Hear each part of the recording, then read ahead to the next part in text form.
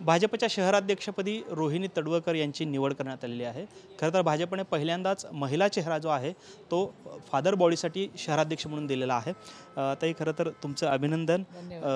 अनेक वर्षांची निष्ठा, अनेक वर्षांपासून आपण काम करत आहात। आक्रमक चेहरा म्हणून देखील आपली ओळख आहे। भाजपने ऐतिहासिक असा निर्णय घेतलेला आहे सोलापूरच्या बाबतीमध्ये। काय वाटतंय, कशा पद्धतीनं या सर्व पदाकडे पाहताय? माननीय प्रदेशाचे अध्यक्ष बावनकुळे साहेब आणि प्रदेशाच्या आमच्या महिला आघाडीच्या अध्यक्ष चित्राताई वाघ यांच्या नेतृत्वाखाली कार्यकारी अध्यक्ष माननीय रविभाऊ चव्हाण आणि सर्व आमचे पदाधिकारी आणि शहरातले सर्व आमदार यांनी माझ्या निवडीला पाठिंबा दिला आणि अनेक वर्षापासून म्हणजे जवळजवळ 1983 पासून भारतीय जनता पार्टीचं काम करत असताना वेगवेगळ्या युवा मोर्चापासून वेगवेगळ्या पदावर काम करण्याची संधी पक्षाने मला दिली। एवढंच नव्हे तर नगरसेवक पदाची अनेक वेळेला संधी दिली, विरोधी पक्ष नेत्याचं काम करण्याची संधी दिली आणि हा सगळा कार्यकाल पाहता पक्षांना यावेळेला असं ठरवलेलं होतं की यावेळेला महिलांना ही संधी द्यायची आणि म्हणून ही संधी मला मिळाली आणि पश्चिम महाराष्ट्रामध्ये पहिली महिलांची जिल्हाध्यक्ष म्हणून फादर बॉडीचे अध्यक्ष म्हणून मला ही संधी मिळाली।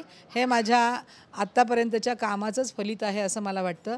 आत्ताच माननीय पालकमंत्री जयकुमार गोरेभाऊंनी माझा सन्मान केला आणि त्यांनी पण आनंद व्यक्त केला आणि मला विश्वास आहे की या सगळ्यांच्या सहकार्याने या पदाचा जी पदाची जी उंची आहे ती वाढवण्याचा मी प्रयत्न करेन। येणाऱ्या आगामी निवडणुकांमध्ये महानगरपालिकेच्या निवडणुकांमध्ये भारतीय जनता पार्टीबरोबर जे पक्ष युतीमध्ये येतील त्या सर्व पक्षांना घेऊन पुन्हा एकदा भारतीय जनता पार्टीची सत्ता महानगरपालिकेवरती येईल असा मी नक्की प्रयत्न करेन आणि माझ्यावर जो पक्षाच्या सर्व पदाधिकाऱ्यांनी आणि अध्यक्षांनी माननीय देवेंद्र भाऊंनी जो विश्वास दाखवला आहे तो सार्थ करण्याचा मी नक्की प्रयत्न करेन।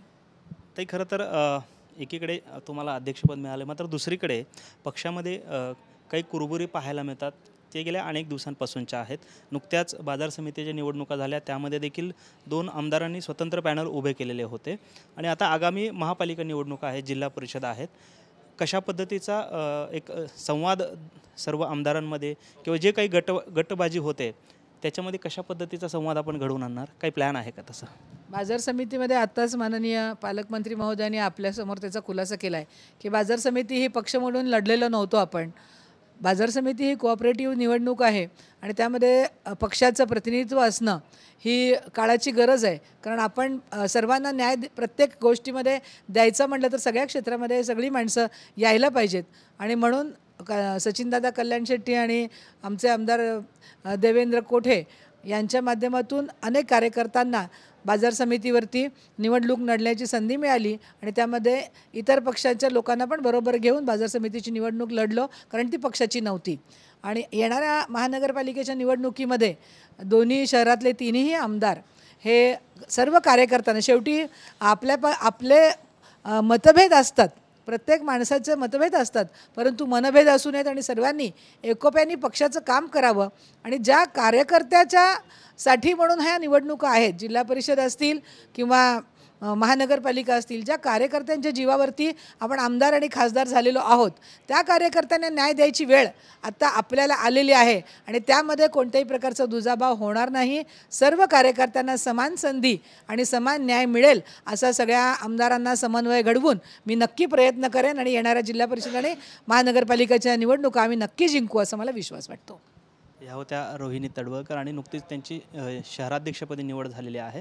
खरं तर भाजपने पहिल्यांदाच महिला चेहरा जो आहे तो शहराध्यक्ष म्हणून दिलेला आहे।